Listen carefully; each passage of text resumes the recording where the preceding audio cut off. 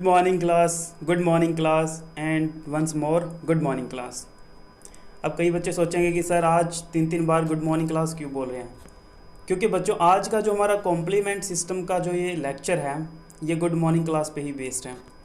कैसे, ये आपको थोड़ा सा सस्पेंस रखना होगा, मैं आपको लास्ट में बताऊंगा। ठीक है, ये एक तरह की ट्रिक बन जाएगी आपकी इस चीज़ को याद रखने के लिए। सो कॉम्प्लीमेंट सिस्टम क्या है बच्चों?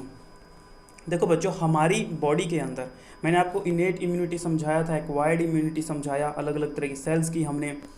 अब कॉम्प्लीमेंट सिस्टम क्या है? कुछ ऐसी प्रोटीन्स होती है जो हमें इम्यूनिटी प्रोवाइड करती है, जो हमारी बॉडी के अंदर एंटर करने वाले बैक्टीरिया को, पैथोजेंस को डिस्ट्रॉय करती है। ठीक है, तो कॉम्प्लीमेंट प्रोटीन्स इसमें एनरोल रहती है और हमें इम्यूनिटी प्रोवाइड करती है, इसीलिए हम इस सिस्टम को बोलते हैं complement system. So basically there are complement proteins,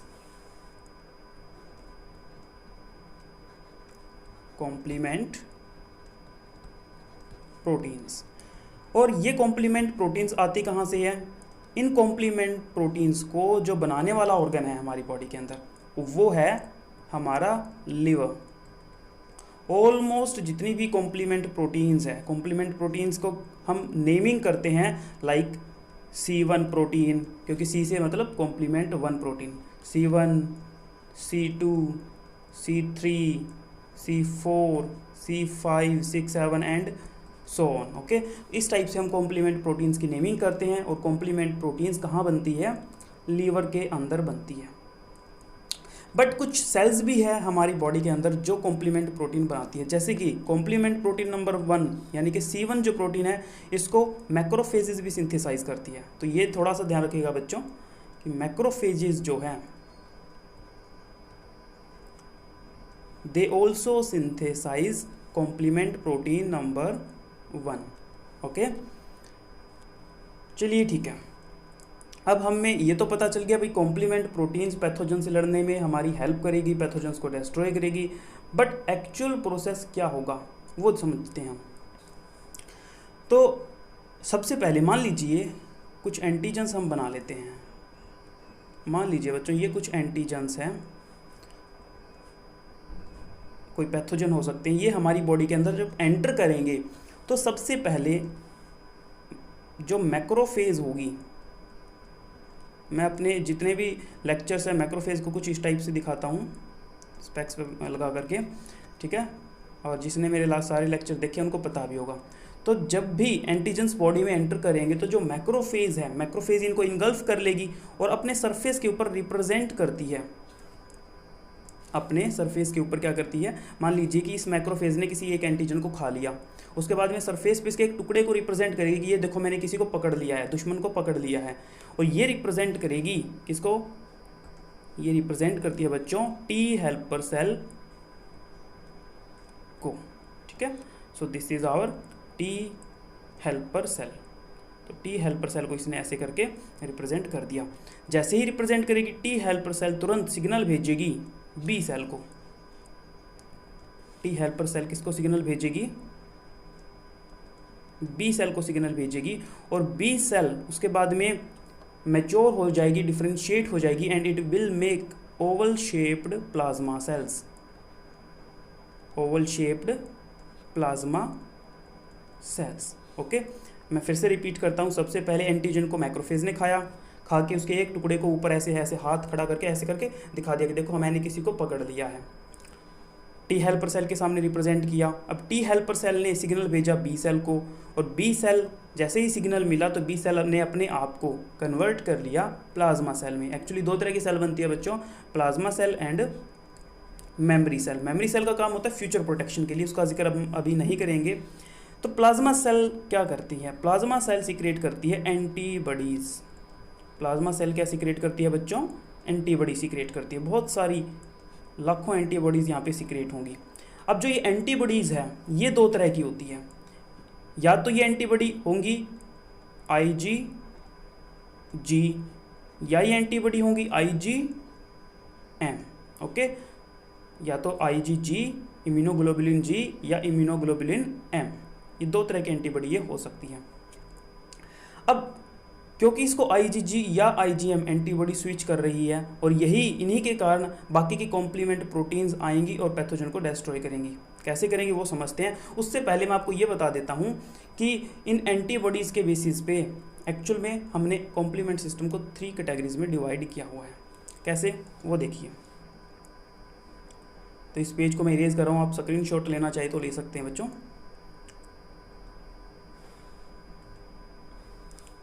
अब देखिए यहाँ पे कॉम्प्लीमेंट सिस्टम को हमने 3 कैटेगरीज में रखा है, या 3 टाइप का होता है। That is the better thing. ये 3 टाइप का होता है। कौन कौन सा 3 टाइप का होता है? एक होता है बच्चों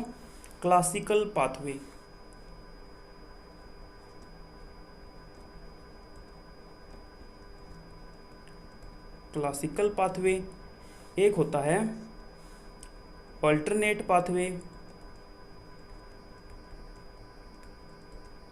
and one is your lectin pathway. तो कॉम्प्लीमेंट सिस्टम 3 तरह का, क्लासिकल, अल्टरनेट एंड लैक्टिन। आज की इस वीडियो में हम डिटेल में समझेंगे क्लासिकल पाथवे को। तो क्लासिकल पाथवे की खास बात ये होती है बच्चों कि इसको एक्टिवेट करने के लिए 2 एंटीबॉडीज़ की जरूरत पड़ती है। दोनों में से कोई भी एंटीबॉडी हो सकती है, या तो IgG या IgM। ऑलराइट। अब मैंने आपको आते ही स्टार्टिंग में 3 बार कुछ बोला था, good morning class, good morning class, good morning class. तो क्यों बोला था? क्योंकि बच्चों ये आपको याद करवाना था क्लासिकल वे। तो यहाँ पे क्या है देखिए, अगर मैं ऐसे लिखता हूँ गुड मॉर्निंग क्लास, इसका मतलब, इससे आप इन फ्यूचर ये याद रखेंगे, जी का मतलब है IgG एंटीबॉडी, M का मतलब हो जाएगा IgM एंटीबॉडी, और क्लास यानी कि ये दोनों एंटीबॉडी क्लासिकल पाथवे को एक्टिवेट करने के लिए काम आती है।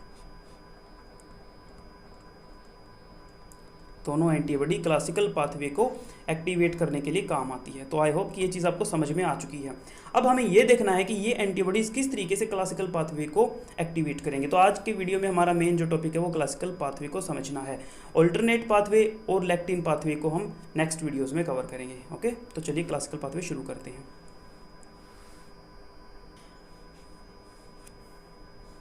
वेल बच्चों, एंटीबॉडीज़ बन चुकी है। अब मैं एक काम करता हूँ, मैं एक बड़ा सा ना एंटीजन बना लेता हूँ। मान लीजिए, क्योंकि आपकी बॉडी के अंदर बहुत सारे एंटीजन्स आए हैं, ये कोई एंटीजन है, कोई दुश्मन है।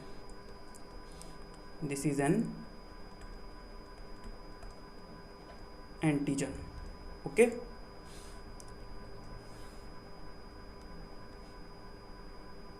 Like this. यहां बना लेते हैं एक ब्लड वेसल।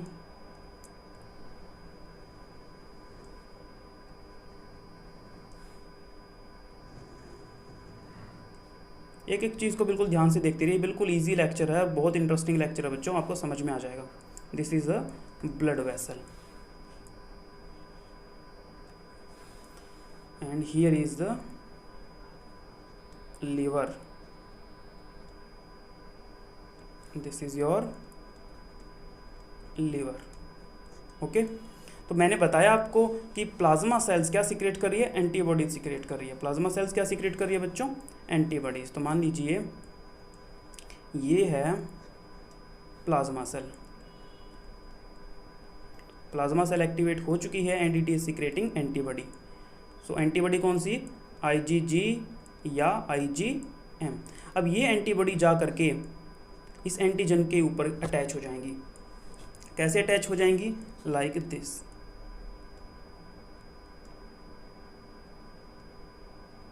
इस टाइप से अटैच हो गई है। अब अटैच होने के बाद ये ऊपर वाला जो टेल वाला पोर्शन होता है ना बच्चों, इसको बोलते हैं हम, this portion is called FC portion या FC रीजन। एंटीबॉडी के ऊपर मैंने डिटेल लेक्चर बनाया हुआ है, वहां पे जाकर के देख सकते हैं।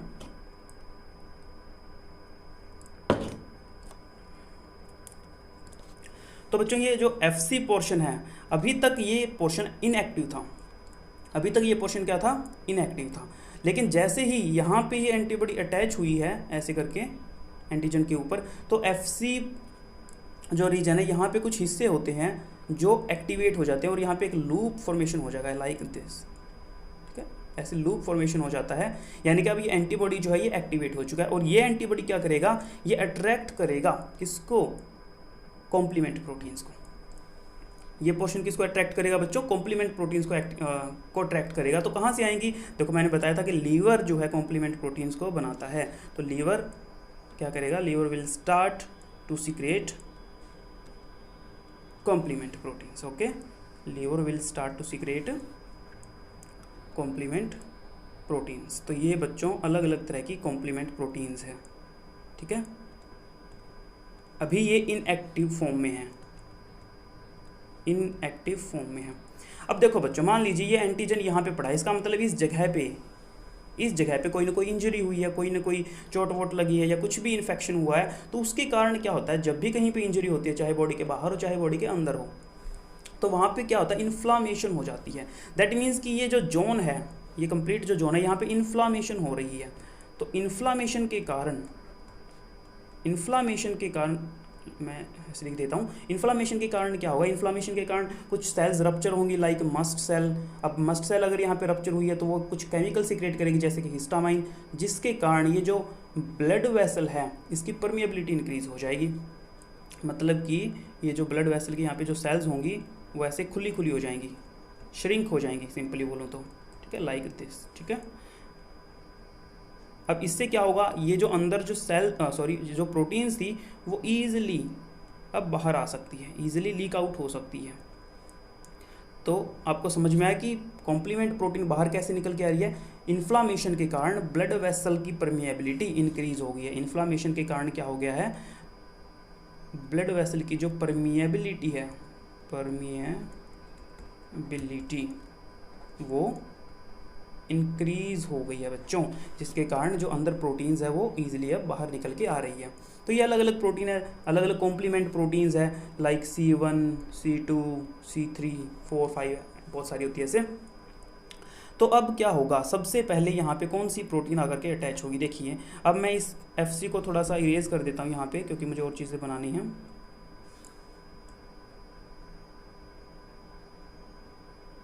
That's it, okay. तो मान लीजिए यहाँ पे मैं दिखाता हूँ आपको, फॉर एग्जांपल ये सबसे पहले, इनमें से जो सबसे पहले प्रोटीन आई है वो है हमारी C1 protein. This is our C1 protein, okay. और C1 प्रोटीन के पास बच्चों ऐसे आर्म्स हैं, इनको बोलते हैं हम क्यू आर्म। इनको क्या बोलते हैं बच्चों, क्यू आर्म। तो ये आकर के क्या करेगी, दोनों तरफ से ऐसे दबोच लेगी एंटीबॉडी को, ठीक है। तो ये जा करके एंटीबॉडी को दबोच लेगी, लाइक दिस।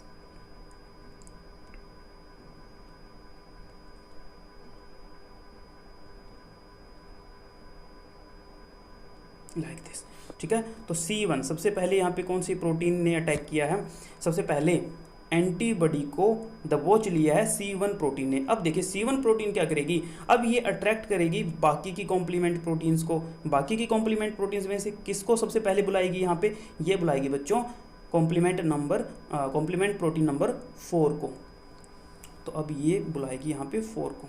अब यहाँ पे मैं एक बार साइड में आपको एक चीज़ समझाता हूँ, देखिए। मान लीजिए यहाँ पे मैं कॉम्प्लीमेंट प्रोटीन नंबर वेट किसी और कलर से बनाते हैं।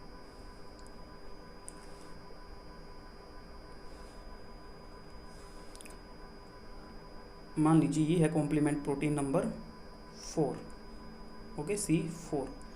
अब ये प्रोटीन जो है ना बच्चों, ये 2 पार्ट में होती है, मतलब कि इसके अंदर 2 मेन यूनिट होती है। एक बड़े वाली जो यूनिट है B, इसको बोलते हैं C4B, ठीक है। और इसके ऊपर एक छोटी सी यूनिट और होती है जिसको बोलते हैं A यूनिट। बड़े वाली यूनिट को B बोलते हैं, B से बड़ा ऐसे याद रख सकते हो, छोटे वाली यूनिट को A यूनिट बोलते हैं, या आप ऐसे याद रख सकते हो B फॉर बेबी, ठीक है। और इस बेबी के सिर पे एक एप्पल रखा हुआ है, लाइक दिस। ये छोटे वाली यूनिट है, दिस इज A या C4A। मैं यहाँ लिख देता हूँ, दिस इज C4A, ओके। तो एक बच्चा है, बेबी है, C4B, उसके सिर पे रखा हुआ है एप्पल।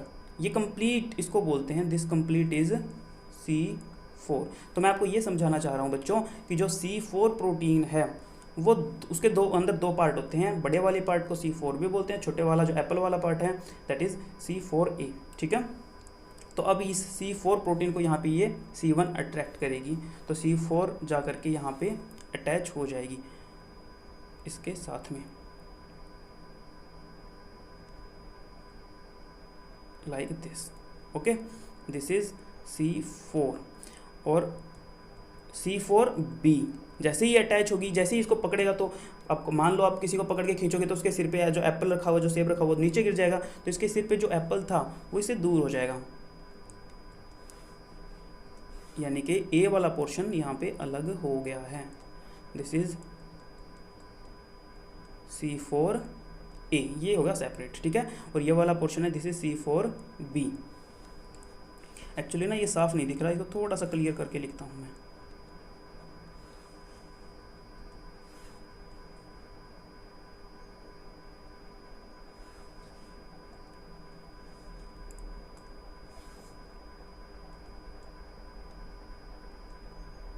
C4B, अब ठीक है, ठीक है। और C4B के साथ साथ में इसका एक फ्रेंड है, दैट इज C2। C4 के साथ में देखिए ये चार फ्रेंड हमेशा, चार नहीं सॉरी 3 फ्रेंड हमेशा साथ रहते हैं, 4 उसके बाद 2 और उसके बाद में 3, तो 423 ये कोड याद रखना है, 423 ये कोड याद रखना बच्चों, ठीक है ना। तो सबसे पहले C4 को यहाँ पे अट्रैक्ट किया गया, तो C4 का C4B वाला पार्ट इसने पकड़ लिया और पकड़ के ऐसे हिलाया तो इसका जो ए एप्पल था वो बेचारे का गिर गया और वो दूर चला गया, ठीक है। C4A पार्ट अलग हो गया। अब C4 के साथ में नेक्स्ट प्रोटीन आएगी, दैट इज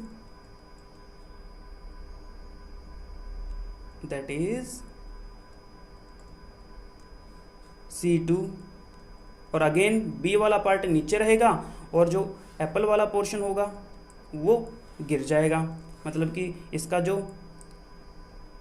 C2A वाला पार्ट होगा वो क्या हो गया, सेपरेट हो गया है, ठीक है। इन एप्पल्स का क्या होगा, इन C4A C2A का क्या होगा वो भी मैं आपको बताऊंगा बाद में।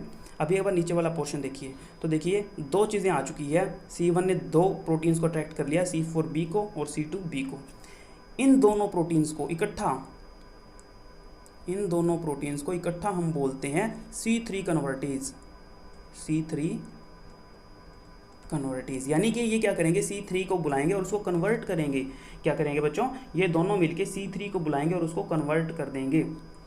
तो अब यहाँ पे इस लोकेशन पे आएगी C3 प्रोटीन, ये दोनों मिलके किसको बुला रहे हैं, ये बुला रहे हैं C3B प्रोटीन को, दे आर कॉलिंग C3, ठीक है।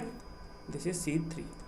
अब C3 जो है अगेन इसके भी 2 पार्ट हैं, A और B, तो B वाला पोर्शन नीचे रहेगा और इसका भी एप्पल वाला पोर्शन जो था वो सेपरेट हो जाएगा, यानी कि C3A। एक चीज़ ध्यान रखिएगा, जो C1 है, C1 के पास सिर्फ एक ही पोर्शन होता है, इसके पास कोई B A ऐसा कुछ नहीं है, ये सिंगल A कंप्लीट प्रोटीन है, ठीक है। बट बाकी की जितने ये जो प्रोटीन हम कर रहे हैं ये 2 पोर्शन में होती है, A और B 2 पार्ट में होती है। अब C3B आ चुका है, अब C4B C2B और C3B ये तीनों मिलके दे will act like C5 convertase. ये तीनों मिल करके, मैं 1 मिनट इनको ऐसे कर देता हूँ, ये तीनों मिल करके they will act as C5 convertase. Okay, they will to यहाँ से यहाँ तक they will act as C5 convertase, ठीक है। यानी कि अब आपको समझ में आ ही गया कि ये C5 प्रोटीन को अपने पास बुला रहे हैं। थोड़ा सा स्पेस बनाने के लिए मैं इधर वाली जगह को इरेज कर लेता हूँ, इस जगह को इसको हटा देते हैं। अब आपको समझ में आ ही चुका है ये वाला हिस्सा।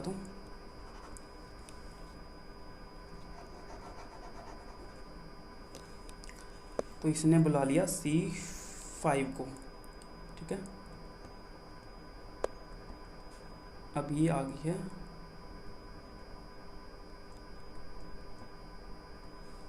This is C5 and again B वाला पोर्शन नीचे रहेगा और जो एप्पल वाला पोर्शन है बच्चों वो इसका भी अलग हो जाएगा, यानी कि C5A सेपरेट हो जाएगा, ठीक है।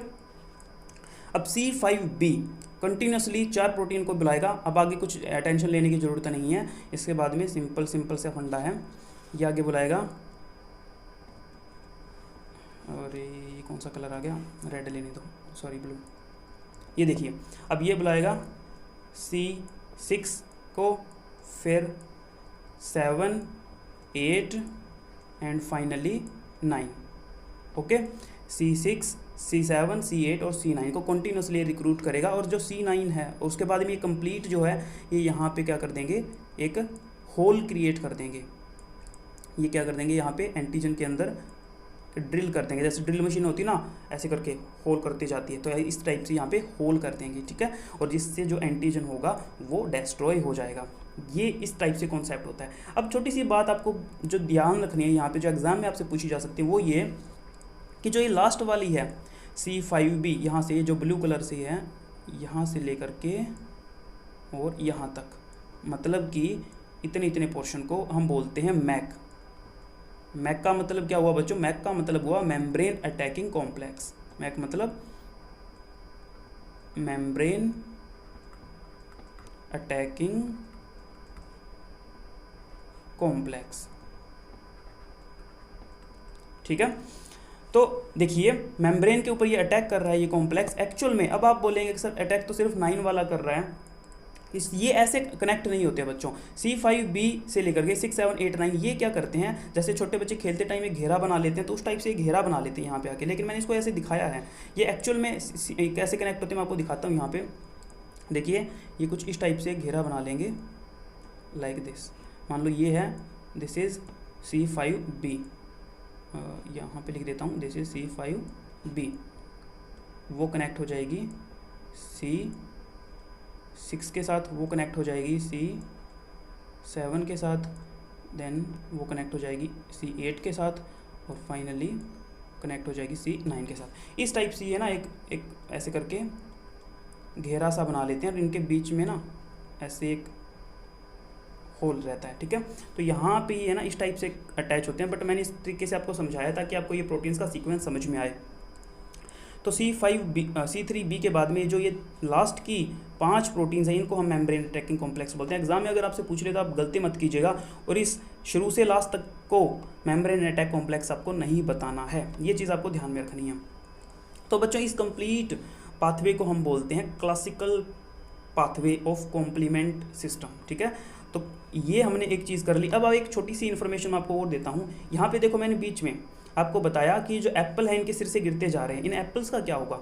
ये जो C4A है, C2A है, C3A है, C5A है, तो देखिए अब एप्पल है, एप्पल को देख के तो लोग तो आएंगे ना भाग भाग के। तो एक्चुअल में ये एप्पल है ना, ये क्या कर रहे हैं, ये इन्फ्लामेटरी सेल्स को, या आपको मुझे ऐसा बोलना चाहिए कि जो इम्यून सेल्स हैं, फैगोसिटिक सेल्स हैं, उनको अट्रैक्ट कर रहे हैं। ये ऐसे बोल रहे हैं आ जाओ भाई, आ जाओ आ जाओ, तुम भी आ जाओ, न्यूट्रोफिल तुम भी आ जाओ, मैक्रोफेज तुम भी आ जाओ। तो ये इनको अट्रैक्ट कर रहे हैं। That means these all apples are attracting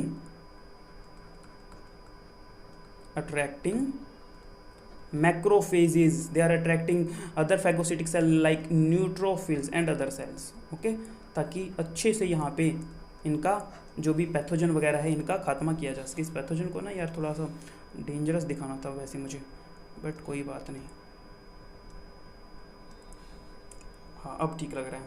okay, अब एक छोटी सी इन्फॉर्मेशन और ले लीजिए। यहाँ पे ये जो अट्रैक्ट कर रही है इसको बोलते हैं कीमोटैक्टिक इफेक्ट। क्या बोलते हैं इसको? कीमोटैक्टिक इफेक्ट। अब मैं इसको इरेज करने जा रहा हूँ, और यहाँ पे जो C3B प्रोटीन है इसका एक और यूज़ आपको मैं बताऊँगा। क्या है वो यूज़, वो देखिए। इसका स्क्रीनशॉट ले लीजिए आप, ताकि मैं इसको इरेज कर दूँ। अब यहाँ पे मैं आपको C3B का फंडा समझाने जा रहा हूँ। अभी मैंने जो एक प्रोटीन बताई है जो ब्लड वेसल से निकल के आ रही है, for example this is your blood vessel, और यहाँ से C3 प्रोटीन जो निकल के आई है, मैंने बताया कि ये इसके भी 2 पार्ट होते हैं। Again one is C3B and one is C3A। तो B वाला जो पोर्शन होता है वही कनेक्ट होता है, वही एंटीजन के साथ डायरेक्ट कनेक्ट होता है। तो देखिए कैसे है, मान लीजिए एक एंटीजन यहाँ पे बना लेते हैं। यहाँ पे फॉर एग्जांपल ये कोई एंटीजन है,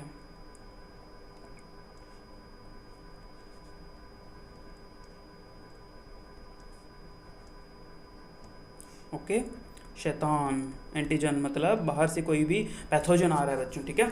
अब एक तो कॉम्प्लीमेंट प्रोटीन्स का एक वो सीक्वेंस होता है, उस तरीके से ये किसी भी एंटीजन को डिस्ट्रॉय करवाती है। एक और तरीका हो सकता है, ये डायरेक्ट इनगल्फमेंट भी करवा सकती है, क्योंकि इनका जो रिसेप्टर वो न्यूट्रोफिल के पास प्रेजेंट होता है। तो देखिए अभी C3b क्या करेगी, यहाँ पे मैं C3b अगर आपको दिखाऊं, हाँ ऐसे करके दिखाते हैं, अरे कलर गलत ले गया भाई ये तो, हाँ अब ठीक है। तो देखिए C3b, दिस इज C3b क्या करेगी, इसको अच्छे से पकड़ लेगी यहाँ से, ठीक है। C3b ने इसको एक हाथ से ऐसे पकड़ लिया है और बोल रही है कि अब मैं तेरे को है ना हमारे सरदार के सामने पेश करूँगी। तो सरदार कौन है, न्यूट्रोफिल। सरदार कौन है बच्चों, न्यूट्रोफिल। तो एक न्यूट्रोफिल सेल बना देते हैं।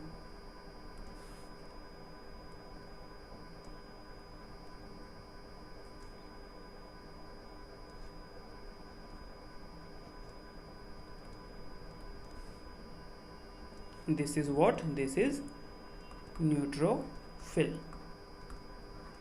और न्यूट्रोफिल के पास रिसेप्टर है। न्यूट्रोफिल के पास क्या है बच्चों, न्यूट्रोफिल के पास है रिसेप्टर C3b के लिए। तो मान लीजिए ये है न्यूट्रोफिल के पास में receptor, this is what, this is C3b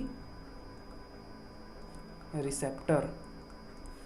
तो यहाँ से ये क्या करेगा, C3b को जाकर के पकड़ लेगा लाइक दिस, ओके। और उसके बाद में न्यूट्रोफिल के लिए आसान हो जाता है एंटीजन को इनगल्फ करना। ऐसा नहीं है कि न्यूट्रोफिल एंटीजन को डायरेक्ट इनगल्फ नहीं कर सकती, कर सकती है बच्चों। लेकिन अब मान लो कि एक तो आपको सूखी रोटी खिलाएं और एक उसके ऊपर कुछ बटर वटर है, जैम वगैरह लगा के खिलाएं, तो जब C3b इसको पकड़ लेती है ना, तो न्यूट्रोफिल को भी ऐसा ही फील होता है। उसको लगता है कि है ना एक रोटी के ऊपर जैम लगा कर उसको खाने में मज़ा आता है, उसको वो ईजिली उसको इनगल्फ कर पाता है, ठीक है। अदरवाइज़ ये एंटीजन जो होता है इधर उधर भाग जाता है, एस्केप हो जाता है। लेकिन जब C3b ने इसको पकड़ लिया है तो ये भाग नहीं पाएगा। ये बिल्कुल वैसे ही है जैसे कि मान लीजिए आपको एक कुत्ते को पीटना चाह रहे हो, लेकिन वो कुत्ता इधर उधर भाग रहा है, और अगर आप उसको जंजीर से बांध दो तो आप उसको ईजिली पीट पाओगे। तो ये C3b है ना एक तरह की जंजीर है जिसने एंटीजन को जकड़ लिया है, ताकि न्यूट्रोफिल अब इसको इनगल्फ कर सके। तो न्यूट्रोफिल आएगी, न्यूट्रोफिल क्या करेगी, इस कंप्लीट को एंटीजन को इनगल्फ कर जाएगी। तो इस तरह का जो ये प्रोसेस है, this is opsonisation. This is called opsonisation. तो ऑप्सोनाइजेशन में क्या है कि बीच में एक कड़ी है जिसने एक तरफ से एंटीजन को दबोच लिया है और दूसरी तरफ से फैगोसिटिक सेल को पकड़ लिया है, ताकि फैगोसिटिक सेल जो है वो एंटीजन को खा सके बच्चों, ओके। तो दिस इज ऑप्सोनाइजेशन, ऑलराइट। तो आई होप कि क्लासिकल पाथवे आपको अच्छे से क्लियर हो चुका है। और ये जो ऑप्सोनाइजेशन हो रहा है, यहाँ पे एक चीज़ मैं लिख देता हूँ, ये क्या है, ये एक डायरेक्ट इनगल्फमेंट है। मैं भूल जाता हूँ बच्चों, क्या करूँ, इतना इन्फॉर्मेशन हो जाता है। This is direct engulfment of pathogen.